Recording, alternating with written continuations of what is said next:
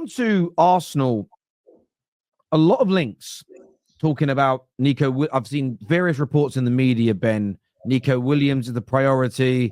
They still love and want to go for Isaac, Mbomo links. What's the likelihood of Arsenal doing business this January for the top targets that the media keep linking them to? I don't think many of the top targets. I think the good news for Arsenal, to try and bring you some joy and positivity for 2025, is that they might sign two. So whoever they bring in January may feel a little bit less exciting to fans, in the same way maybe that there was not, from memory, much of a clamour or buzz around the arrival of Leandro Trossard, but he's been excellent for Arsenal. So you find a savvy name now that's economical and available, and then you still bring in another forward in the summer of 2025. So Alexander Isak is going nowhere in January, full stop, end of. But in the summer, we wait and see if he becomes available, and some of the ability to get Isak may depend on whether Newcastle do or don't have Champions League football, which is why a wait and see approach is necessary. And I know fans don't like it when nothing moves, but inaction in the market can actually be the right tactic to take, because if you over push, over bug, over try, you damage the relationships when you know you may be wasting your time. So you have to be opportunistic, but you also have to wait for the right time in the market to move. Otherwise, the player can become unsettled and angry about the fact that he's being chased when maybe he doesn't want to talk about his future until the summer. And the club can get very irritated, and they can turn around and say, well, you bugged us during January when we made it clear what our position was. So now if you come during the summer, we're going to be even more difficult to negotiate with. So Arsenal are right with Isak to wait, because he simply isn't going to be available in January, and we wait and see what happens during the summer. The big one to watch is Benjamin Sesko, because Arsenal felt like he had picked them if he was going to leave Leipzig. So there were two parts to this. One, was he going to leave, or was it right for his development to stay and extend? And then two, if he was going to leave, was he going to pick Arsenal, Chelsea, or Manchester United? And Arsenal felt that they'd won the race against other suitors, but the player decided it was better for his development to still stay at Leipzig and not rush that development. So now, flash forwards, if he becomes available on the market again, Arsenal feel in a very strong position there. And I think if Isak, the dream target, becomes unattainable, then there will be a situation where Arsenal turn again to Benjamin Sesko, but in the summer. In January, as I've reported already, Evan Ferguson could be seen as a stopgap solution for Arsenal and a squad player. Brighton haven't decided if they want to sell him. The priority is to get him fit, and then maybe in the last 10 days of the window, we'll see if there's a possibility there. The challenge for Arsenal with Ferguson is they filled their 2 Premier League loan spots, so they would have to buy him permanently. But the good news, perversely, is that his form has dipped so much that we're not looking at 80 to 100 million anymore. Maybe the price tag has halved, and Arsenal might see value in that, because he's still got that potential to climb back to the £100 million player that Brighton felt that he was 18 months or so ago. So keep an eye on a profile like that. But I think the big names you mention are more ones to watch for summer rather than now. Does that also include Nico Williams? Both Chelsea and Arsenal fans, a lot really want him, a lot really rate him. It does seem that it's going to almost be impossible financially for Barcelona. They're struggling to get their current players registered. Could that be a move, that profile, that position, that maybe Arsenal go for in January? Or again, is that going to be a summer move as far as you're aware? Yeah, the thing about the left side is that Raheem Sterling is back. And not only that, but the left side for Arsenal is well covered in the form of Martinelli and Leandro Trossard. So Arsenal's long-term plan was always to go big on cover for Bukayo Saka. And now he's injured, you've got an even higher emphasis placed on finding people to go on the right-hand side. You've got Wanyeri, and in addition to that, Jesus can play out wide too. So it'd be fascinating to see whether Mikel Arteta feels like Wanyeri plus Jesus can cover that area. And if it is Jesus playing in a wider area, does that put the onus on finding a more central player now? Because if you move players around, then you're in a situation where another position may need covering. But the left side, where Arsenal have a firm and concrete interest in both Matheus Cunha and Nico Williams, could wait until the summer. So Cunha's situation, as I exclusively reported now a few weeks ago, new contract, likely to be finalised in the next 2 weeks, verbal agreement over salary and contract length, and they're working on the finalisation of the release clause. And Cunha has been adamant that he wants a release clause baked in, and there might even be two. So the loose one they've agreed on is relating to Wolves go down, he can go for just £45 million, which is a bargain.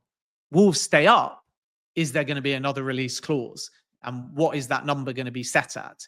And I think those conversations are still ongoing at the moment. But Wolves value Cunha right now at 90 million or more. So there's no chance of a January exit. And he will sign a new deal at Wolves in a big boost for the club. So Arsenal are going to have to wait and see on that one until the summer. Nico Williams is a little bit different because, again, there's the release clause there. It's expensive because you've got the taxes, the release clause, the players' wages as well. And summer is still seen as the more likely window in which Nico Williams will leave. But I don't think we can entirely rule out somebody making a late play for Nico Williams this window. And then it's a domino effect, right? Because if one team triggers the release clause or matches it, it might force a side like Arsenal into action. So I still think that Nico Williams is one to watch. And as I said before, Cunha as well. But they're not going to panic about a left-sided player, because the real need is to either strengthen on the right-hand side or find a number 9 at this stage. Because when Raheem Sterling got injured, he obviously wasn't playing week in, week out in the same way that Bukayo Saka was. So although they were very disappointed by the injury, they knew it wasn't as serious as Saka's, and they also knew that they'd only lost a squad player rather than a regular starter. Yeah, it does. There's a lot of people in the comments, and I want to get your take on this, that are saying that Arsenal are not moving serious because, as you've kind of mentioned, I'm only going by your wording here. If I've misinterpreted, please correct me. It sounds like Evan Ferguson is more likely in January than a Cunha, than a Nico Williams, than an Isak, than an Osimhen. A lot of Arsenal fans and a lot of rivals said that they're not moving seriously. They should just spend the money now. Someone who's very close to the transfer stories, knows people at the football clubs, agents, etc. What's your take on fans that have that type of opinion? Well, I always say to fans, make a list of who you want in a dream world, like you're drawing up your presents for Christmas. And then you just judge yourselves whether you think they are or aren't available now or in the summer.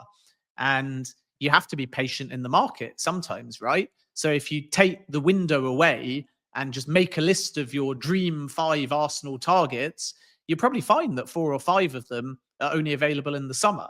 And it's funny because when I cover a January window, I spend so much of my time saying players probably not available in January. Players going to be difficult to sign in January. Players going to be very expensive in January. A summer move is more likely, etc. And you sound like a broken record, but I reiterate once again that January is traditionally a quiet window. January is traditionally a seller's market, and the buyer only really starts to gain an advantage in the final week or 10 days of the window, when the odd player out there that is available on the market maybe hasn't gone, and the selling club starts to sweat. So if you're Arsenal and you're planning collectively for 3 or 4 signings in 2025, and you know that your Seskos, your Isaks, your Cunhas, your Williams are all going to cost in excess of 50 million quid, you have to think about, is there anyone in January I want to spend 30 to 70 million on that might be at the expense of getting a summer signing? Because that budget has to be collective. And this is why Arsenal are sensitive about the situation, because they know that if they're not sensible in January, and if they don't think about their finances and their signings collectively, not individually, they might bring in somebody now that is the wrong choice and put themselves out of a particular player for the summer. Now, I know when I spell it out like that, it sounds like Arsenal's finances are precarious enough that they can't buy one now that's big and one in the summer. And that's not what I'm saying. And there could be outgoings as well. But if they go big on their Bukayo Saka rival on the right side, or a new left winger, or a new number 9 that's a starting player, then in likelihood, they have to know that whoever they're going to bring in the summer will complement that signing and compete with that signing in a way that will keep the squad happy. And that's where a stopgap in January that's a bit younger, a little bit less proven, and adds that depth in the hope that Gabriel Jesus keeps on scoring, Kai Havertz can lead the line, Saka can come back, Sterling's already back.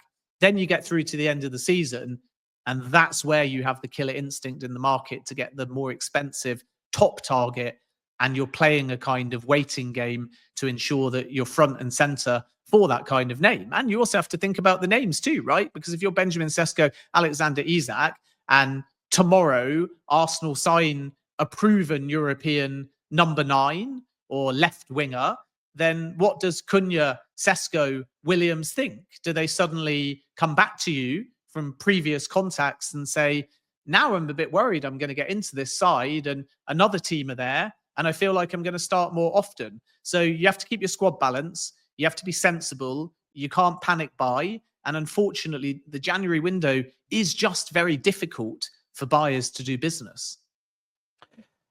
A super chat here, Ben, that says, are Arsenal in, I'm going to butcher the pronunciations, but Alex Baena and Alberto Marrero, I'm not too sure. I know they're both attacking midfield players. Have you heard any links for Arsenal to these two at all?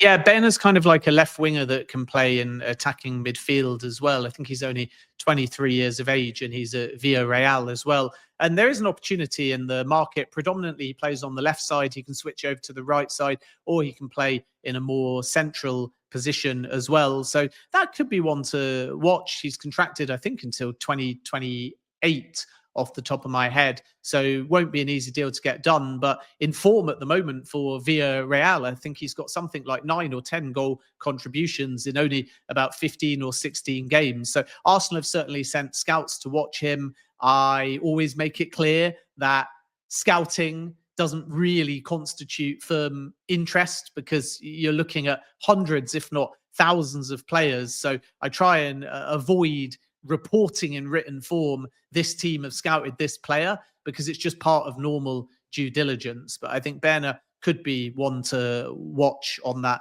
left-hand side because he's the right kind of age profile and could be somebody that Arsenal choose to progress what is a very formative and basic interest in. But whether or not that happens in January remains to be seen.